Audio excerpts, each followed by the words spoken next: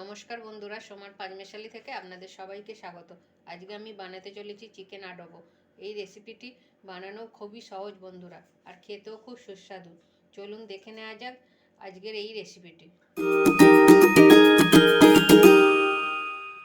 কড়াটা গরম হয়ে গেছে, আমি এবার সাদা তেল দিয়ে দিচ্ছি।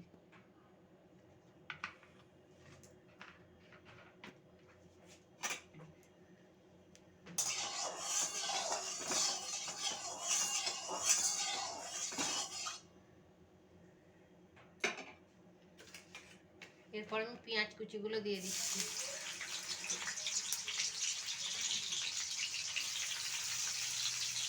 দিয়ে আমি ভালোভাবে ভেজে নিচ্ছি।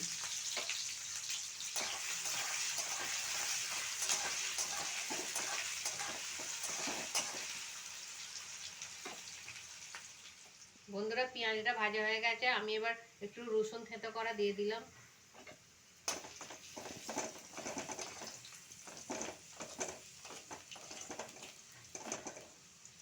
দিয়ে এবার মাংসটা আমি বন্ধুরা রসুন কুচি আর সয়া সস আর একটুখানি নুন দিয়ে ম্যারিনেট করে রেখে দিয়েছিলাম 10-15 মিনিট।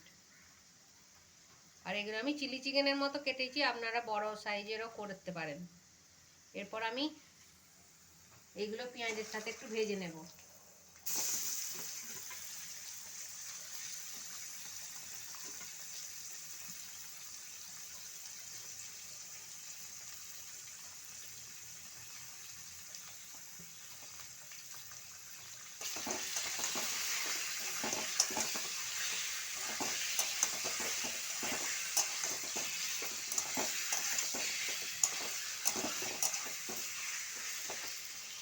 বন্ধুরা, মাংসটা দেখুন ভাজা ভাজা হয়ে গেছে।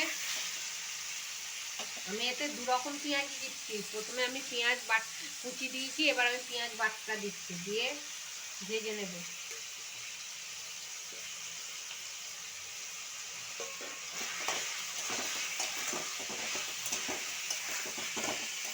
আর বন্ধুরা, এটা একটা বাইরেকার রেসিপি, আমি দেখে খবরের কাগজ দেখে বানাচ্ছি। আপনারাও এরকমভাবে বানিয়ে খাবেন। আমি যেমনভাবে বানাচ্ছি দেখে মনে হয় খেতে ভালোই হবে, আশা করছি।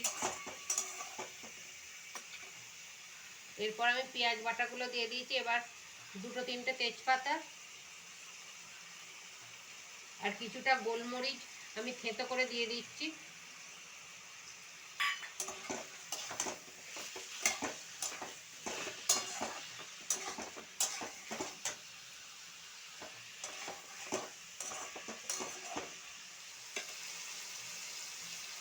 পরিমাণ মতো নুন দিচ্ছি, কারণ সয়া সসে নুন আছে, আমি এই জন্য খুব বেশি দিচ্ছি না।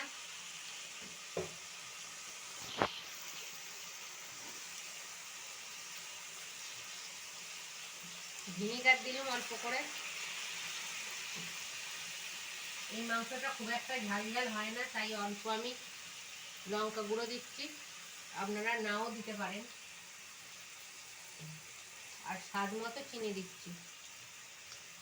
দিয়ে আরও কিছুক্ষণ একটু ভেজে নিচ্ছি মশলাটার সঙ্গে।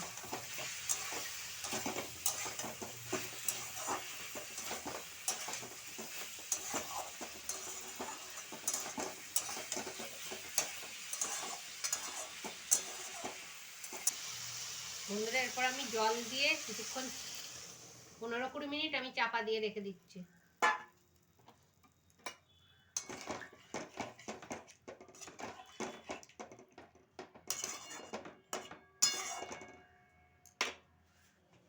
বন্ধুরা, আমি চাপাটা খুলে দেখবো মাংসটা হয়েছে কিনা সেদ্ধ। বন্ধুরা দেখুন কত সুন্দর দেখতে হয়েছে, আর মাংসটা খুব সহজভাবে সেদ্ধও হয়ে গেছে ভালোভাবে। এরপর আমি নামিয়ে নেব। বন্ধুরা, আমার চিকেন আডোবো রেডি হয়ে গেছে। আপনারা এরকম করে গরম রুটি বা পরোটায় খাবেন, আর খুব সহজ পদ্ধতিতে এটা বানানোও হয়েছে। আপনারা এরকমভাবেই বানিয়ে খাবেন।